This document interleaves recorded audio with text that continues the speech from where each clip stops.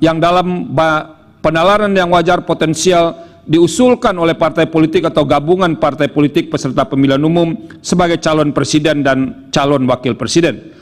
Sehubungan dengan hal tersebut, keinginan DPR dan Presiden sebagaimana tersurat dalam keterangan mengharapkan agar tolok ukur batas usia calon presiden dan calon wakil presiden disesuaikan dengan dinamika perkembangan usia produktif.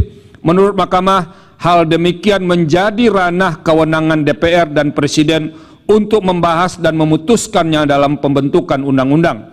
Terlebih lagi, Pasal 6 ayat 2 Undang-Undang Dasar 1945 menyatakan syarat-syarat untuk menjadi presiden dan wakil presiden diatur dengan undang-undang.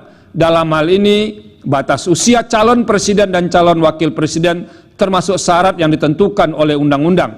Berdasarkan hal tersebut, menurut Mahkamah, batas minimal usia calon presiden dan calon wakil presiden yang disesuaikan dengan dinamika berbangsa dan bernegara sepenuhnya merupakan ranah pembentuk undang-undang untuk menentukannya. Oleh karena itu, dalil permohonan aku adalah tidak beralasan menurut hukum.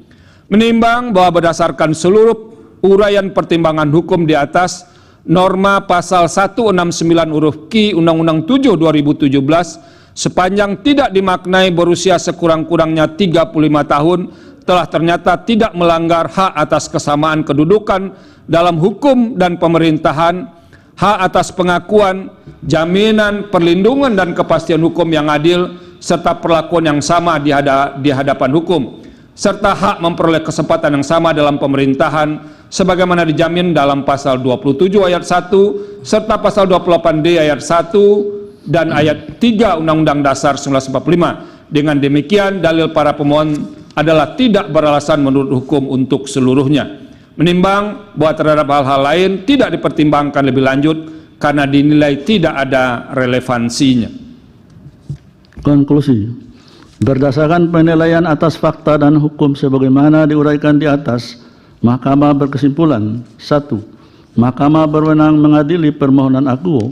2. Para pemohon memiliki kedudukan hukum untuk mengajukan permohonan akuo. 3. Pokok permohonan para pemohon tidak beralasan menurut hukum untuk seluruhnya. Berdasarkan Undang-Undang Dasar Negara Republik Indonesia tahun 1945 dan seterusnya, amar putusan mengadili menolak permohonan para pemohon untuk seluruhnya.